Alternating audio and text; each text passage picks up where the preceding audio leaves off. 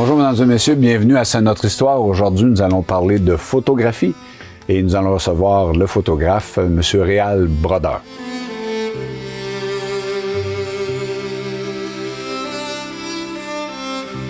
Tu vas recevoir Réal Brodeur un petit peu plus tard dans l'émission. Puis moi, j'ai pensé vous parler, au lieu de faire l'histoire de la photo à Saint-Hyacinthe, parce que dans le fond, ça prendrait beaucoup de temps, puis on a juste quelques minutes. J'ai pensé de te parler des fonds d'archives qu'on conserve ici au Centre d'histoire, mais des fonds d'archives de photographes. D'accord. Ah, OK. Donc, on en conserve plusieurs. C'est des centaines de milliers de photographies ou de négatifs. Donc, le premier, un qui est important, dans le fond, ça provient de la collection du séminaire. Hein, en effet, le séminaire conserve ses archives depuis sa fondation. Alors, nous, on a une belle collection de photographies d'étudiants du séminaire, des différentes classes, mais aussi des notables et des prêtres qui ont étudié ici. Fait que ça, c'est la première partie, dans le fond, de notre fonds de photographie. Quand la photographie apparaît, bien, déjà, on commence à avoir des clichés ici. Là, okay. Mais je ne pourrais pas dater exactement, ça part en quelle année, là, dans le fond du séminaire. Donc, on a d'autres fonds photographiques assez importants, dont celui de B.J. Hébert, Studio B.J. Hébert. On a des belles plaques de verre, des 8 pouces par 10 pouces de plaques de verre, des photos magnifiques de Saint-Hyacinthe. Alors, on parle d'à peu près 1883, les dates extrêmes du fond, jusqu'à 1970 à peu près. Pourquoi 1883? C'est que quand Hébert s'est installé à Saint-Hyacinthe en 1905, il a acheté tout le fond du studio Archambault. Archambault était là depuis quelques années, donc toutes ces photos-là, les négatifs ont suivi. En plus du studio Hébert, on a le fond de Marcel Harel. Je pense qu'avec M. Brodeur, vous allez en parler tantôt parce que c'est quelqu'un qui était important. C'est le studio Lumière. Monsieur Harel a fait beaucoup de photos de studio, des mariages, des événements, des photos de lieux. Tu sais, dans le fond, il remplissait des commandes qui lui étaient faites pour différentes occasions. Donc, on a une belle série de négatifs. On parle de quelle année à quelle année? Studio Lumière, c'est 1944 à 1978 après. Okay. Et puis, je crois que sa production après ça, c'est Régent Fontaine, un photographe qui avait pignon sur rue, sur Sicotte, là, qui a acquis son fonds qui n'avait pas été déposé ici. Puis, aujourd'hui, le fonds Régent Fontaine est ici. Puis, il y a une partie là, du fonds Studio Lumière qui est venue avec ça.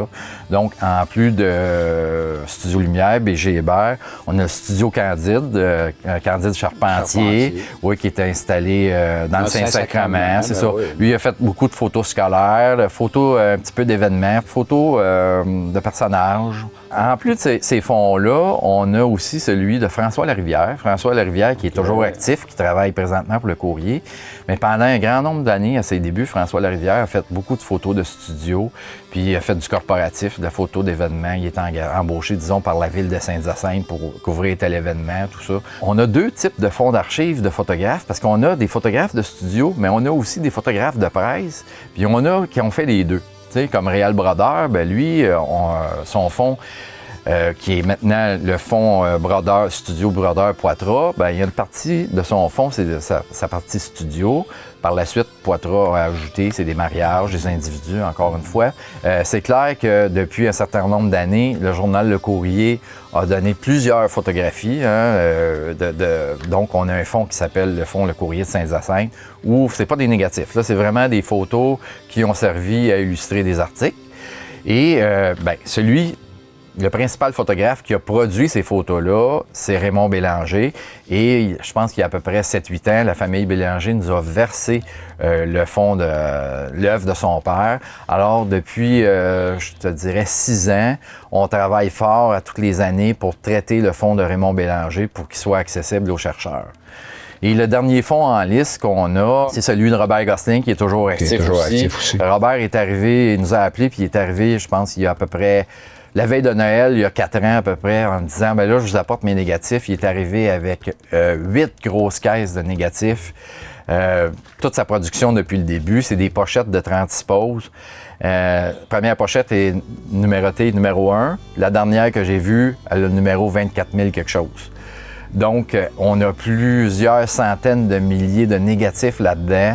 Notre tâche dans l'avenir, mais ça va être de traiter ce fonds-là. Ça va être, il va falloir que quelqu'un s'installe là-dessus pendant plusieurs années. C'est beau d'avoir ces photographies-là, mais il faut aussi identifier les personnages, identifier les lieux, identifier l'époque des photos pour être capable de monter une base de données pour identifier, pour être que ça soit accessible aux chercheurs. Mais tout ça pour dire qu'on a une richesse exceptionnelle qui est conservée au Centre d'histoire et on est content de conserver ça puis de rendre ça accessible au public. Alors, j'invite les gens qui veulent peut-être pas voir nos photos, mais qui ont des demandes précises, tel événement, tel lieu, de nous appeler, de nous contacter. On va essayer de trouver ça, voir si on les a, puis ça va nous faire plaisir de les partager avec ces gens-là, moyennement quelques frais, évidemment, parce qu'il y a des coûts à conserver tout ça. Mais merci, Paul. On va aller rencontrer sans plus tarder notre ami Réal Brodeur. Bien, tu le salueras de ma part? Bien, avec plaisir. Merci. Est-ce que tu pourrais nous parler un petit peu de tes débuts? Disons que mes tout débuts, moi, sont venus par mon frère. Mon frère était photographe, qui lui avait commencé avec Marcel Larel au Studio Lumière et il était au journal Le Clairon à titre de rédacteur sportif et photographe. Et c'est tranquillement, parce que vers l'âge de 13 ans, 14 ans, j'ai eu accès à la Chambre noire et c'est moi qui développais les photos. Et une fois qu'on a fait la Chambre noire, bien, écoutez, le passage était facile à la caméra et de continuer. Je sais que tu es allé chez Raymond Bélanger. Oui. Disons qu'en photographie de presse, il faut dire que dans les années 60, ça a vraiment été le début de la photographie dans les médias régionaux. On sait que la photographie comme telle dans les journaux existait depuis 1940, par exemple, des photographies de guerre dans les grands quotidiens, tout ça. Pour ce qui est des hebdos, c'est venu un peu plus tard, cette facilité-là d'avoir autant de photographies dans les journaux. Et lorsqu'on dit autant de photographies, dans les années 60, vous savez, dans le Clairon, qui était à grand format, on publiait 5, 6, 7 photos par semaine. Et le courrier était peut-être dans un nombre semblable, voire un peu moins. C'était vraiment le début de l'ère du photographe de presse régional. Est-ce qu'il y avait une association pour vous représenter? Oui, c'est qu'il y avait le comité paritaire des photographes. Ce comité paritaire-là était composé d'une association patronale et d'un syndicat qui, lui, regroupait les photographes de la Montérégie. On appelait ça dans le temps canton de l'Est. Alors là, il faut la faire 2000 heures par année durant 4 ans et demi et à tous les ans des examens. Alors, moi, lorsque j'ai commencé, il fallait que je travaille pour un photographe. Pour ça, tu ne pouvais pas avoir accès à ces nominations-là, d'où le contrôle de la profession, si tu ne travaillais pas pour un photographe. Alors, tu avais Marcel Larel qui embauchait, puis tu avais Raymond Bélanger, avec lequel j'avais une excellente relation, qui m'a embauché pour faire mes heures. Alors, j'ai passé les examens. La première année, on était une dizaine. Puis à la deuxième année, bien là, les examens étaient toujours retardés. Les examens, le secrétaire du comité paritaire était Georges Patnaud de la CSN. C'était pas CSN dans le temps, c'était le Conseil central. Et finalement, Georges, je poussais dessus, je disais « Hey, moi je veux mes examens », puis ça sortait pas. Mon épouse était secrétaire au comité paritaire des institutions religieuses qui avait la même formule. Toutes les professions avaient cette formule-là, même les barbiers. Je me souviens des barbiers, moi. C'est ça. Et là, il y a M. Chabot qui était là, qui était quelqu'un à qui je dois beaucoup parce que c'est quelqu'un qui s'y connaissait en droit du travail puis qui s'y connaissait dans le comité paritaire. Il en dirigeait un et pas le moindre. Alors, il a parlé de la problématique que j'avais à Québec avec ces rencontres. Puis là, on m'a suggéré d'envoyer une lettre à Québec pour demander vu que le comité paritaire, pour commencer, le président du syndicat, qui était André Lafortune, travaillait pour Marcel Larel. Alors, c'était eux, la composante du comité paritaire. Il y avait à moitié patron, moitié représentants syndicaux.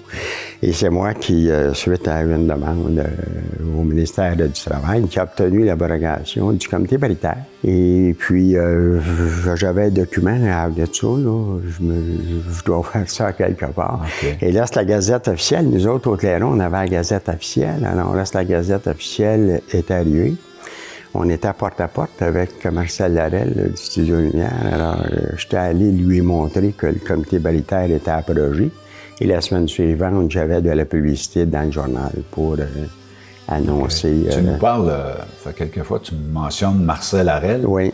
Mais lui, je sais que, moi, je suis du Centre d'histoire, on a toute sa collection, M. Harel. On a aussi B.J. Hébert. Oui. Puis on a reçu, il y a quelques années, là, tout ce qui venait de Raymond Bélanger. Oui. Mais là, avec l'époque de Raymond Bélanger, là, on parle de photographie de presse. Oui, bien disons que si vous regardez, si vous me parlez de M. Hébert, M. Hébert, ça a vraiment été, avec Desnoyers, les premiers portraitistes ici à Saint-Hyacinthe. Eux travaillaient à la lumière naturelle à l'époque. Et M. Hébert, en termes d'artiste, c'était le plus artistique des photographes que j'ai connus. Puis pour ma part, il m'a beaucoup aidé. Parce que j'allais le voir faire analyser mes photos, puis il prenait le temps de me recevoir. Marcel Larel est un excellent photographe aussi, mais il était doué d'une personnalité entrepreneuriale et d'une personnalité il y avait beaucoup de difficultés avec la compétition. Et souvent, il y avait des propos à l'endroit des autres photographes qui, malheureusement, n'aidaient pas une belle relation. Alors, ce qui s'est produit, c'est que Marcel Larel a été un des présidents fondateurs de l'Association provinciale des photographes. Il a été d'ailleurs parmi les premiers maîtres photographes au Québec. Et c'est lui qui a commencé dans la photographie couleur, parce qu'à l'époque, on travaillait en noir et blanc. Et la photographie couleur est arrivée dans les années entre 65 et 70, qui a été plus accessible. Et Marcel Larel a été un des pionniers là-dedans. Et il a fait beaucoup de choses. C'était un grand innovateur.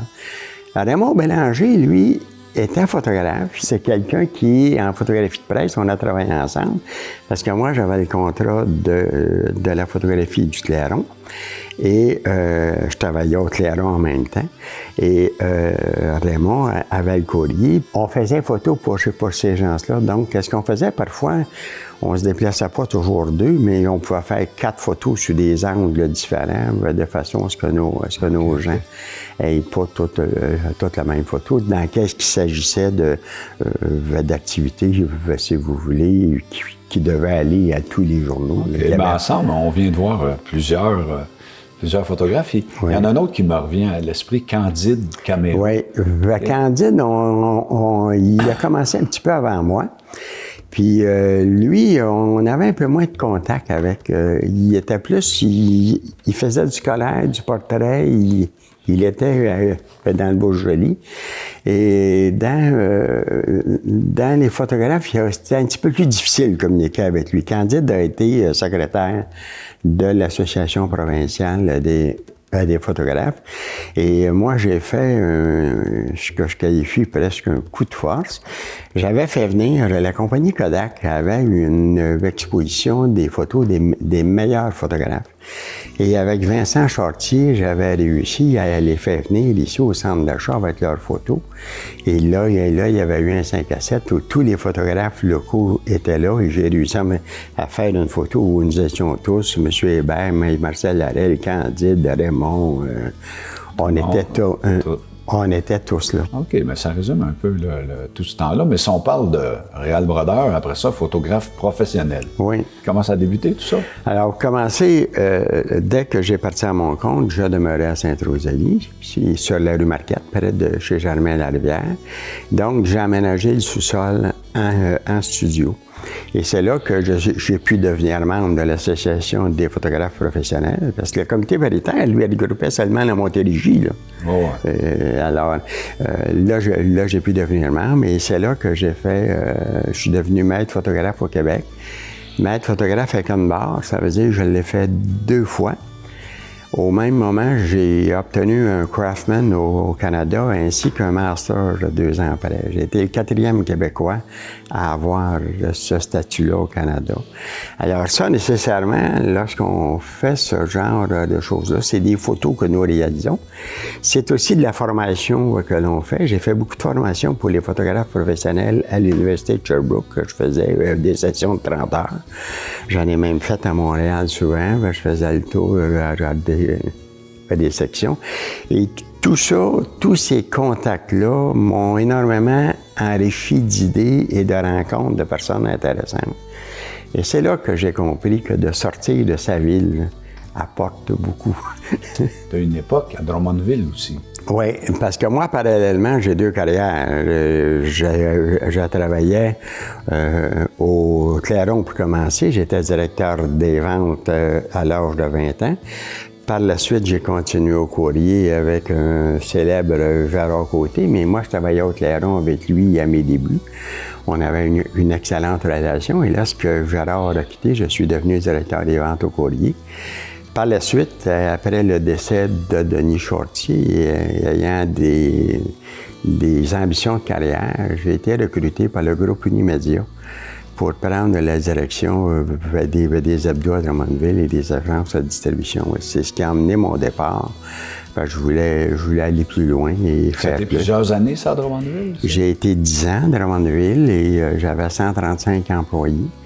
Et à ce moment-là, au bout de 3 mois à Drummondville, mon patron m'a envoyé dans les autres divisions. On avait 18 hebdos à l'époque.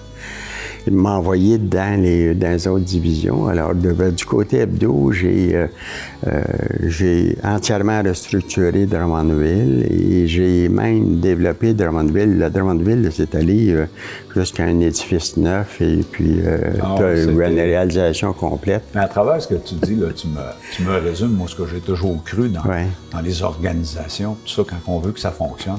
Il y a un mot qui est important, c'est la passion. Oui. Puis ça, la passion, Réal Brodeur, il l'a toujours eu. Oui, absolument, absolument. Il faut aimer faire qu'est-ce qu'on fait. Et moi, fondamentalement, ce que j'aime, c'est les gens. Et lorsque moi, j'ai des gens autour de moi, que j'ai des gens avec lesquels je peux apprendre et que je peux partager des connaissances, pour moi, c'est le bonheur total, là, que ce soit en photographie ou non. Et c'est pour ça que j'aime faire de la photographie, parce que la photographie, si on va dans ce secteur-là, lorsque je faisais de la formation photographe, tant chez les professionnels que dans les journaux, je leur disais, vous savez, le photographe, par rapport aux journalistes, le politicien ou la personne que vous avez à photographier lors d'un événement, il va me demander où est-ce que tu veux que je me place et qu'est-ce que tu aimerais que je fasse. Chose qu'ils ne demanderont pas à un journaliste, qu'est-ce que tu veux que je dise. Alors, c'est une relation qui est complètement différente avec les personnes. Alors, à partir de là, lorsque la photographie a commencé dans nos journaux, bien, ça a amené des intervenants locaux à voir leurs photos dans le journal, puis tout ça.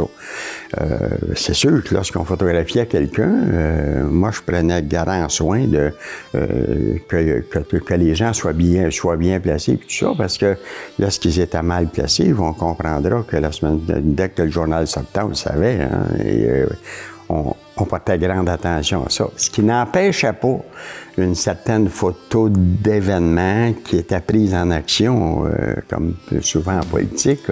On pouvait photographier des gens qui étaient en train de parler, voire même, moi, j'ai fait une photo à l'inauguration de la survivante de Maître Maurier qui se faisait allumer sa cigarette par Jean Lesage. Tu as connu la saga Le Clairon, Le Courrier, ou des gens les gens plus libéraux versus les gens conservateurs. Ouais, là, ça s'affrontait dans les idéologies. C'était affronté d'une façon forte. Là. Ça avait commencé avec Tédé Bouchard à l'époque. Puis... Tédé Bouchard, moi, je l'ai connu au 50e anniversaire du Clairon, où j'étais là, j'avais participé à l'organisation. Et Tédé Bouchard était à l'Hôtel de Ville, et il y avait à l'époque, peut-être 75, en tout cas vers la fin de sa vie. Il est décédé en 62, je crois. Dans ce coin-là, c'était le 50e anniversaire du clairon. Et puis Teddy, ce qui m'a surpris, parce que moi j'observe beaucoup les gens et les expressions, c'était ce petit homme assis droit avec son habit bleu et sa canne. Mais ses yeux étaient tellement porteurs d'une vision, puis de dire, il faut que ça bouge, il faut faire de quoi. On sentait l'action dans sa démarche. Et c'est vraiment une personnalité marquante que j'ai touchée. Mais les politiciens, dans l'ensemble, il y a eu des politiciens froids, là, mais je pense à Daniel Johnson. Daniel Johnson était un politicien d'une convivialité, vous savez. Lui, s'il rentrait dans une pièce, une demi-heure après, il avait vu tout le monde. Mais surtout, il se rappelait les noms des gens. Lorsque je couvrais les campagnes politiques, Daniel Johnson, c'était à l'époque où chaque village avait son assemblée. Daniel Johnson, il nommait le 3/4 des personnes de la salle dans son discours. Si vous regardez les règles de marketing de nos politiciens d'aujourd'hui, c'est qu'est-ce que Daniel Johnson faisait. Ton travail de photographe de presse t'a emmené à rencontrer toutes ces personnes-là. J'étais en contact constant avec eux autres. Qu'il s'agisse du conseil municipal, de la commission scolaire, qu'il s'agisse des clubs sociaux de l'époque, Club des Francs, Club Richelieu, Club des Lions qui a commencé. Il y avait beaucoup de dynamisme local. Le Club des Francs était pour les plus jeunes. Il y avait même les raquetteurs. Oui, bien ça, c'était dans le temps de Gérard Côté. Moi, j'ai vu ça, mais j'ai pas photographié ça. Okay. Gérard Côté, aussi, moi, je travaillais avec au journal. Là. C'était tout un homme. Moi, je dois vous dire que j'ai travaillé facilement plus de 20 ans avec Gérard Côté. J'ai commencé avec Claude Clairon. J'ai jamais eu un mot plus haut que l'autre avec Gérard Côté. C'est un gars que c'était très agréable de travailler avec. Il était toujours de bonne humeur. Il était toujours ouvert à faire des choses. Puis il m'a appris beaucoup de choses. Gérard Côté m'a... Il devait être quelqu'un de très déterminé pour courir des marathons sous les 2h30 à l'époque. Là. Oui. Sans entraîneur personnel, rien. Là, vous savez que la passion, ça passe par la rigueur. Gérard Côté, il s'entraînait 3 ou 4 fois par semaine à Saint-Rosalie. Puis lorsque l'hiver, c'était le temps de la raquette, il était à ses raquettes. Puis il avait quand même 60 ans. Là. Gérard Côté a toujours eu une discipline pour lui, puis une grande rigueur. Et Gérard faisait pas les choses à moitié. Là. Non. Le coin était bien fait. Je pense pas. Moi, j'ai eu la chance de le rencontrer en fin de vie. Là. Il était très agréable à rencontrer. Là. Ah non. Un être savoureux. Tu aurais te souvenir de la personne que tu penses avoir le plus souvent photographiée? Oh, là, vous me posez une question que j'ai bien de la misère à comptabiliser ça. Écoutez... Y a-t-il des gens, les maires, là? Oui, les maires, les députés. J'ai fait beaucoup de photos qui touchent au secteur artistique. Il faut dire qu'à l'époque, la photographie de presse se limitait aux politiques, aux clubs sociaux, au sport, parce que au sport, t'envoyais Raymond. Les 4 agents de bière. Raymond faisait beaucoup de sport. Moi j'en faisais un peu. Mais le sport, j'avais pas d'habileté là-dedans parce que je connaissais pas ça. Alors, moi, je vais plus développer des choses du côté artistique. Alors, j'ai fait plusieurs photos, avant autres, avec Mme Gladu, par exemple, qui donnait des cours de ballet. J'ai fait beaucoup de choses avec elle. J'ai fait beaucoup de choses à l'époque du théâtre Le Donjon avec M. Grisé. Bien, moi, j'allais faire des photos aux pièces que l'on passait dans le journal. Alors, c'était en 65, lorsque tu passais 5 à 7 photos par semaine dans le journal, dans toute l'activité qu'il y avait, mais c'est sûr que l'exposition régionale, on y allait, c'est qu'on faisait une photo, mais c'est qu'aujourd'hui, les journaux, l'exposition régionale, dans la prochaine édition, il va y avoir une page photo avec une bonne douzaine de photos. Ça n'empêchait pas qu'on en faisait, mais on ne faisait pas de photos qui n'étaient pas publiées non plus, parce que nous autres, on était payés à la photo publiée. Au niveau au niveau photographie, je t'arrêterai là parce que tu pourrais m'en parler jusqu'à demain matin. Là. Il y a une autre chose que j'ai pu constater chez toi, parce que je suis allé te rencontrer pour qu'on discute un petit peu en pré-entrevue. Puis je suis allé te voir chez toi, tu possèdes une maison patrimoniale. Oui. Peux-tu m'expliquer un petit peu qu'est-ce qui fait qu'il y a des gens qui ont on parle d'une autre passion, oui. Une passion là, de conserver, puis conserver pour soi, mais pour les générations futures. Oui. Tout ça. Est-ce que tu peux me parler de ta maison un peu? C'est très important, puis c'est ça que je comparais ça au centre d'histoire. Le centre d'histoire, c'est la mémoire de la ville. C'est pour ça que c'est si important. Mais c'est pour ça que lorsque vous regardez les gens qui sont près du centre d'histoire ou qui s'y impliquent, ça demeure une minorité de la minorité. Et à quelque part, c'est normal. Dans les maisons anciennes, moi, la maison que ça fait 35 ans que j'ai, bien écoutez, là, je l'ai acheté, je l'ai restauré. J'ai reproduit les rampes, je l'ai remis en état de restauration. Ah, j'ai vu que tu avais fait les rampes comme elles étaient. À l'époque. Et ça, je pense que c'est important parce que ce qui fait qu'aujourd'hui, nous autres, lorsqu'on se promène, c'est une des richesses de Saint-Hyacinthe qui sont nos maisons anciennes, qui sont nos vieux immeubles. Et je pense que, en tant que citoyen, moi, c'est par plaisir que je l'ai fait. Puis que je le fais par devoir aussi. Bien, il y a une notion de dire, moi, je pense qu'on doit laisser quelque chose aux suivants. Je pense qu'on doit laisser quelque chose à nos jeunes.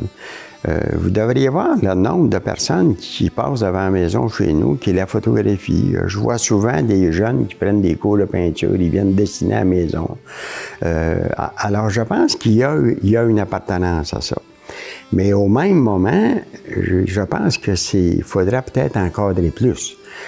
Moi, je suis de ceux qui sont fervents d'identifier nos immeubles patrimoniaux à Saint-Hyacinthe, de dire ceux-là, on va s'arranger pour les protéger, voire même avoir une politique pour les protéger.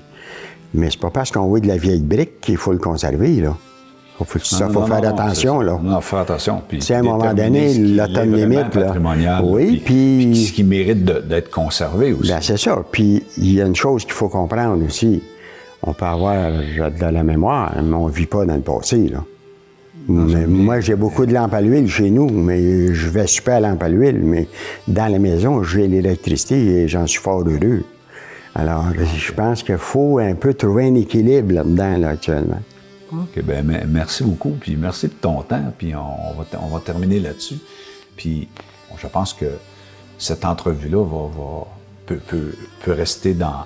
C'est là la force du numérique, peut rester présente pendant 1000 ans. Les gens pourront écouter, savoir ce qui s'est passé à Saint-Hyacinthe au 20e siècle.